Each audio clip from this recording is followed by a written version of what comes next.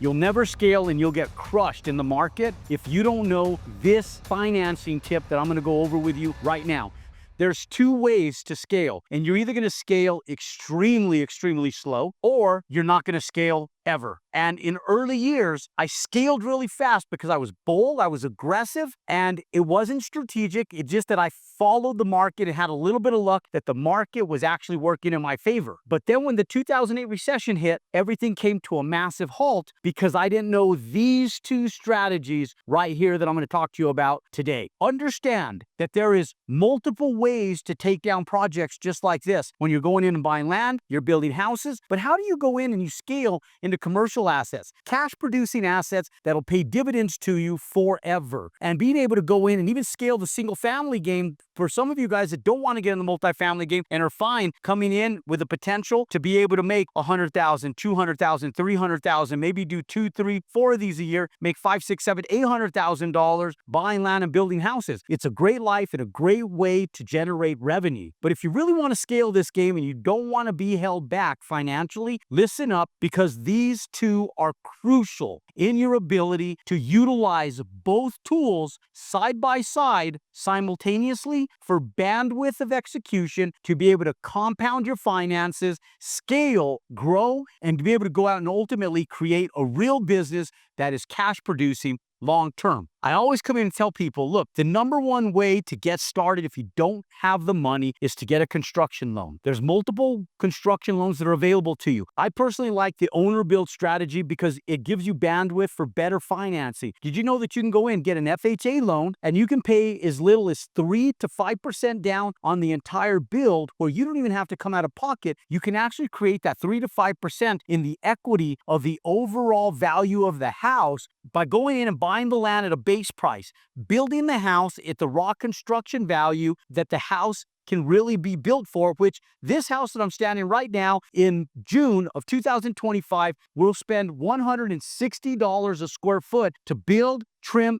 and finish this house minus the land, giving us the ability to generate over $280,000 in profit on this one single family home. Now, you could go in and put that money out of pocket like we do because we build them cash, or for those of you guys that don't have cash and need to scale and want to scale, need bandwidth for execution so that you can come in and you can get leverage from banks. It's called good debt. In fact, it's great debt because the bandwidth gives you the ability to make a large return on investment. And so when you go in, you can use an FHA loan with 3 to 5% down. And if you will end up holding that asset for a long-term hold, you can actually go in and close on the construction lending and permanent financing all at one time, costing you one closing cost, and you never have to go out and pay a second time to stabilize that loan. Now, for those of you guys that want to buy, build, and sell the asset to really scale your revenue, you can come in and you can actually utilize construction lending. Now, for those of you guys that don't have the experience, you will have to go out and hire a general contractor. That's the easy part of executing on these. I do it everywhere we go. When I go to Washington State, we hire general contractors. When I go to California, we hire contractors. When I build out in Puerto Rico, we hire a contractor. When we build up in DeKalb, Illinois, we hire a contractor. When I build out in Phoenix, Arizona, we hire a contractor. When I build in Dallas, Fort Worth, Texas, we hire a contractor. The only place that we actually perform our own builds is right here in Albuquerque, New Mexico, where even now, because of the scale that we're getting to, we're even hiring general contractors in our own local market to give us bandwidth for growth and scaling. So when we go in and we get construction loans. We take the raw base of the land with no entitlements, no plans, no engineering, no surveys, no nothing. It's just a piece of dirt. We create value in that land by being able to go in and put a conceptual drawing together that houses this house right here. Now, all of a sudden, this house turns into something tangible because we take the same square footage, same comps, same trim outs, same thing that's selling in this local neighborhood that we get comps on, that we get affirmation that it's already selling. The bank goes in, they're going to look for the exact same thing. So if you do it before the bank and you go in and do the legwork on your own behalf and work and function on the same set of rules that the bank works on, you go in and you execute based on comps and proven concept in your local area that the price of these houses are already going to sell, the square footage of this home will already sell, and the trim outs, amenities, and everything you put into these homes has already been affirmed by the other product that's been in this exact same neighborhood. And then all you do is you duplicate the process, you put a set of plans together that supports the already proven concept in this neighborhood, you take that to your lender appraises not your finished cost of the home, but the true value and the true resale value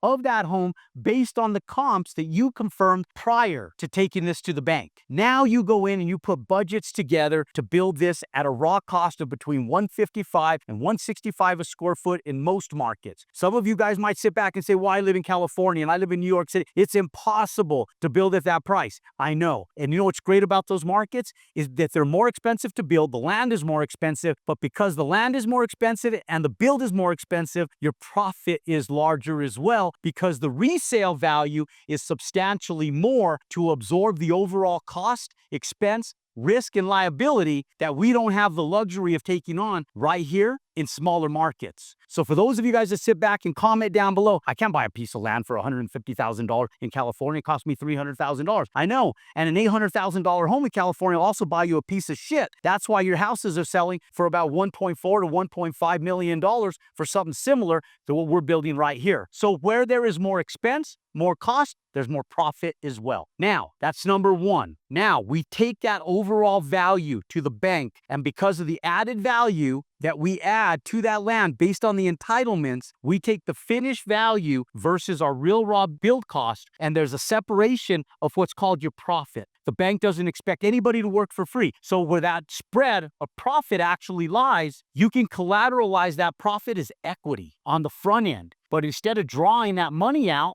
you utilize it as your down payment to be able to execute. Now, you're only going to get one of these loans at a time, provided that you're doing it as an owner build. Now, if you're going in and doing it as a business, as you grow, they might give you the bandwidth to go in and get a line of credit to do 2 of these, 4 of these, 8 of these. But now you get cusped at a handful of these homes, and you have a lot of liability risk and that you're taking out on these. So what we've always done is I said, look, why don't you go out and immediately the second you take down this first build, why don't you go in and start creating business lines of credit? Now, look at this from a real life perspective of statistics. When we go in and we look at this from real life perspective of statistics, you go in and understand that 95% of businesses started on an annual basis fail in the very first year that they started. That means that only 5% of businesses that actually come out of the dirt and come out of the ground and that are brand new and open their doors each year actually make it, okay? Now, out of the 5% that make it, 98% of them don't turn a profit for the first 2 years, meaning that it's year number 3 before their actual profits come into fruition, which means that 98% of businesses function in the red for 2 years, meaning they make 0 money. Now, you guys ever been to Bank of America, Chase, or some of these other large banks, and you walk in, and while you're sitting there in line, waiting to get to the teller, a person comes up with a little iPad, and they go, "Hi, ma'am. Hi, sir. How are you today?" And you go, "Good, thank you." And you almost get this eerie feeling because you know you're going to be bothered by some bullshit, right? So your first inclination is, "Nah, I'm good. I'll just wait for the teller." And they go, "What do you do here to do today? Make a deposit? I can help you with that right here." And then they go, "Oh, you need cash? Okay, you could just wait for the teller." Now, the person who goes in and says, "Yeah, I'm just going to do a deposit," go, "I can help you with that right here, sir." Go, "Or ma'am, come with me." And they'll pull you out of line. And then they start doing your deposit. Say, "Oh, wow, did you know that you qualify for a business line of credit today? Would you like to apply for a 0% APR for 1 year and blah, blah, blah, blah." And they give you their sales point, right? And most of you say, "No, I'm good. I'm not going to do it." Now, after this video, you can sit down and go, "Yes, I will do it." And ironically enough, they're going to give you a business line of credit to a business owner that went broke for 2 years, and you're less than 0.2% of the population. So now you come in, you buy a piece of land. It takes you 3 months to buy that piece of land. 3 months goes by, you get your entitlements, you go in for permits. It takes you 6 months to build. Now, if it takes you 3 months, that's 6 months in, you got a set of permits. It takes you 6 months to build, that's 12 months. You go in, you sell that house your very first year for $800,000. You just did gross annual revenue on one house, and your bottom line on your books for your gross revenue is $800,000. Let's say you make a modest $150,000, theoretically speaking, in your very first build. And if it takes you 12 months to do that, and you put that bottom line at $150,000 in profitability, one, you're in the top 5% of all business owners because you made it through that first year. And you have revenue your first year of $800,000.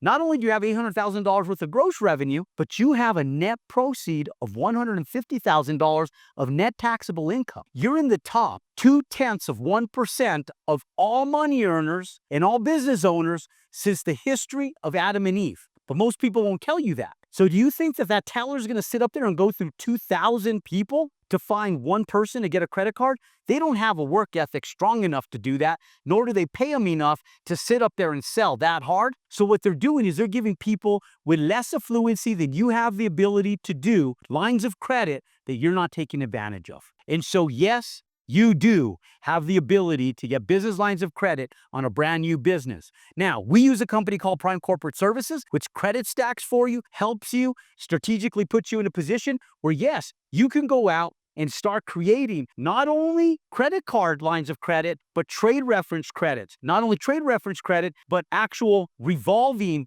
business lines of credit and equity lines of credit that you can utilize time and time again. Now you have your construction lending, now you have your business lines of credit, and as you go in and you start utilizing these, every time you utilize them, you're asking for more increases. And not only that, you're traveling for free, you're not paying for plane tickets, you're getting free companion passes, you're getting free hotels, and now you're putting over $500,000 worth of construction costs on your bottom line on that credit card on every single build. So now you're getting all the points, the values, the rebates, the kickbacks, you're getting the credit, the money, and you're going in and you're scaling your business all at the exact same time by having multiple means of credit to be able to scale your business. Now, how you pick and how you choose to scale it is entirely up to you. If you're a contractor, you're sitting back going, I didn't know this. The only reason I'm working for other people is because I don't know how to get money. It's time for you to take your future into your own hands and stop building for other people. Start building for you. Take your profitability and start understanding how to utilize construction lending and business lines of credit to scale your business. For more information, comment down below, DM me, and understand if the only way to go out and scale and build is to use good credit to go out and compound